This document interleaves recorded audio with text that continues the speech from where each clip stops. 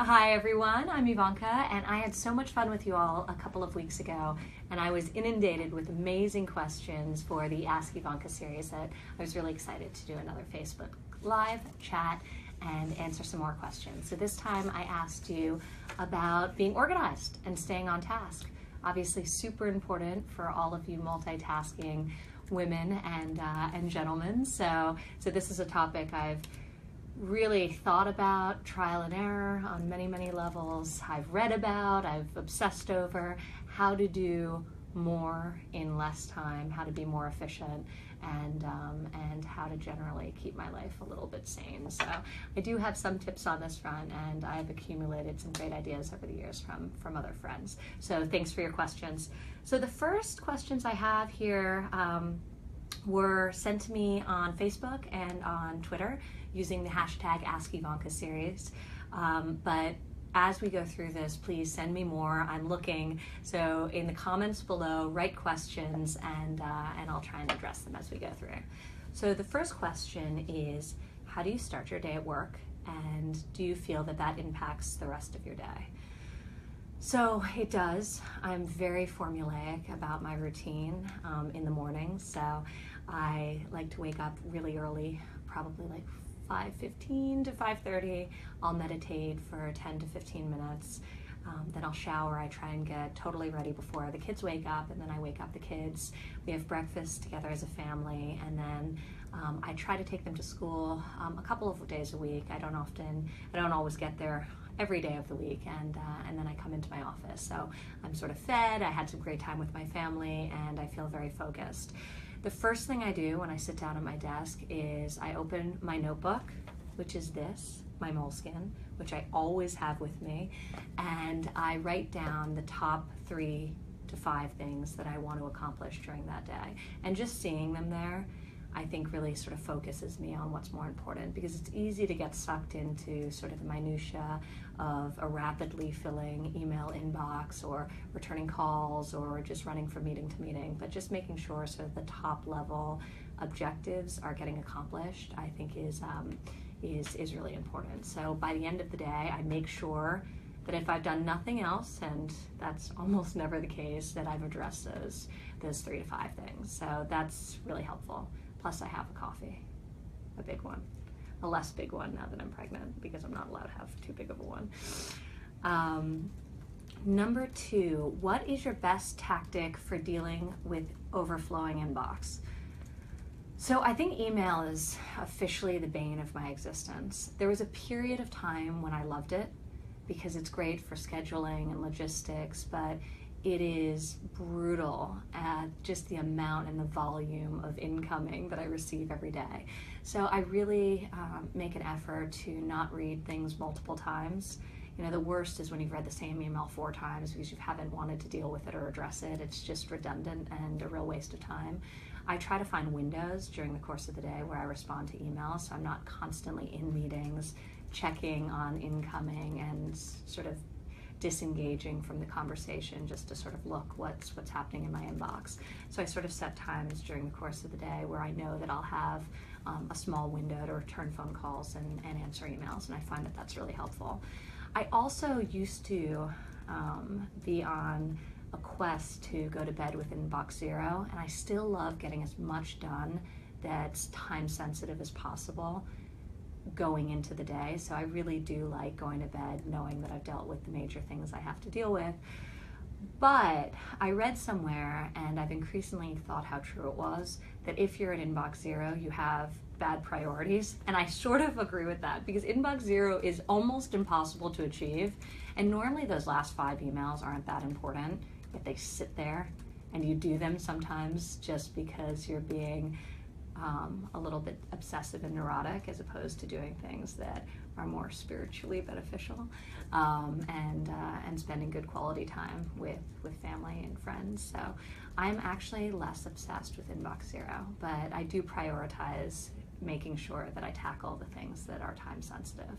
Otherwise I go into the next day feeling a little bit overwhelmed. So these are good questions. This is great. Number 3, what is the best way for staying organized on a tight schedule? So I have learned, since I have so many meetings through the course of the day, that I should never schedule 30-minute meetings, even if I know that the meeting will likely be 20 to 30 minutes. Inevitably, when I schedule in 30-minute increments, I go over and it blows the rest of my schedule. So I really try and schedule meetings for an hour, and if a meeting runs short, that's amazing. That's when I end up catching up, and I take that extra 40 minutes and I return phone calls and I deal with things that I need to get done out of the context of meetings. But there was a period of time where my whole day was booked back to back, 30-minute increments, and I would literally live in fear that an issue came up that I didn't have a window of time to be able to handle or tackle.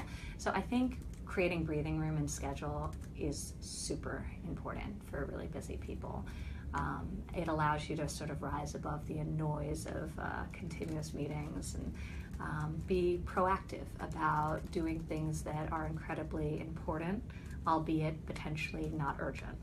And those are the things that often are the highest value and oftentimes have the lowest priority, because we tend to tackle the immediate issues facing us and obviously the urgent things that arise.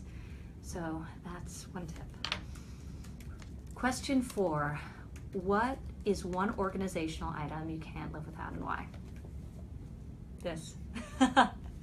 This, my moleskin is amazing, and I have this whole system for it. And I was thinking I'd actually do a blog post on it. I've read about various systems, and I've sort of created my own, but I have different ways to sort of denote timely versus not, based on triangles versus squares versus circles that I check. So I have a full analog system for note-taking.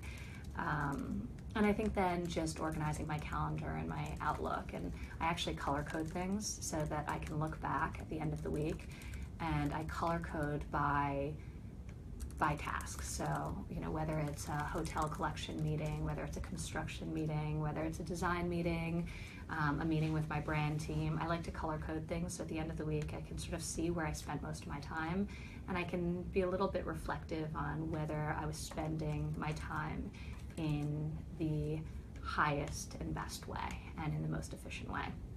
And I find that actually it's really clarifying if sort of I've done that color coding, to really be able to get a snapshot of where I need to refocus and where maybe I should sort of back out and focus a little less. How do I avoid letting the internet consume too much time? I don't know. I'm pretty bad, like most people. My generation, I spend probably more time connected than I should. But I think honestly the days that I really don't check in are the days that I'm busiest. So being busy sort of means that you're not checking your social media with the same frequency. But I try to find some sort of balance, but I am definitely quite used to, at this juncture, checking Instagram on the elevator. I can't remember the last time I was in an elevator without a phone in my hand. So I'm pretty connected a lot. Thanks for all the great comments, by the way. I actually read them. Okay, so we've got a bunch more questions. Okay, I'm going to try and bang through these. What cluster and distractions do you suggest getting rid of first? So I always find that a clean office is really helpful to me, just psychologically.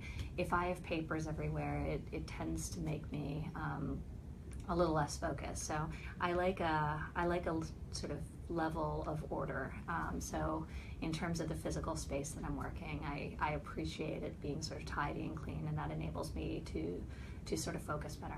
I also can't listen to music when I work. It's funny, like I have to be really focused. So if music's playing, I become less efficient. So it's something I've learned about myself and try and avoid. I like really being quite quiet and being by myself, and that's where I sort of do my best thinking and working. I also think that for me, sometimes just going and getting outside and going for a walk or going for a run early in the morning, that's when I do sort of my sort of deepest strategic thinking. So those are sort of moments in my life that I particularly appreciate, that are clarifying and allow me to sort of get rid of the noise and the clutter that's normally infiltrating me. Okay. What apps and programs do you use to stay on task? So I actually don't use many. I found, and I've experimented with everything. I used to love Evernote.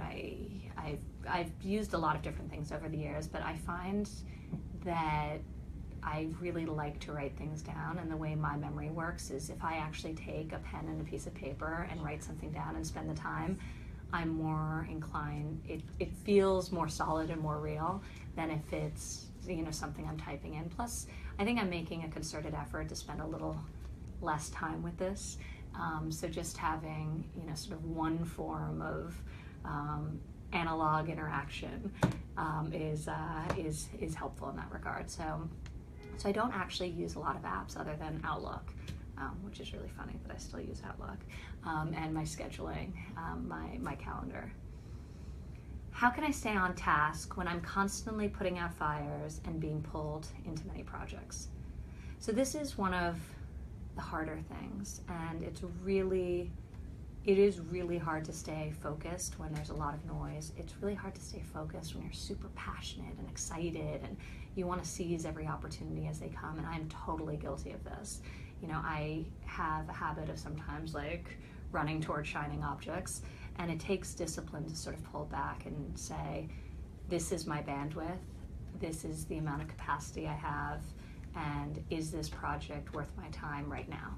So sometimes literally writing it down, something you want to do, but recognize that it's not a today goal, it's a tomorrow goal or next week goal, and having some discipline about that. Because there's nothing worse than starting several things and finishing nothing, or compromising the end result of something that you do complete simply because you're pulled in so many directions or you took on so many commitments that you just didn't get the end result that you were desiring. So I think this is something that really takes a lot of commitment and discipline to really prioritize for yourself what are the goals that you should be accomplishing. And I think sometimes, I have people come to me all the time as their manager and as their boss telling me, look, you've asked me to do 6 different things. Is it okay if I prioritize X, Y, and Z and push those off, the other ones off until next week? And I really appreciate that, because sometimes it's easy to forget when you're delegating what people are working on in any given moment. And it's always good to sort of check in with somebody that you're reporting to make sure that your priorities are reflective with the expectations of your boss. So whether it's prioritizing for yourself or whether it's setting expectations for the person you're reporting to, I think it's really important to stay on task and stay focused on those high value projects. So this was awesome. My team is indicating to me that I have to run, so I'm going to jump off, but please send me more topics that you'd like me to address. I'm going to do this as often as I can. I think this is really cool. So in the comments below, give me ideas for future series, and tell me what kind of questions you'd like me to answer. So thanks for tuning in to Facebook Live.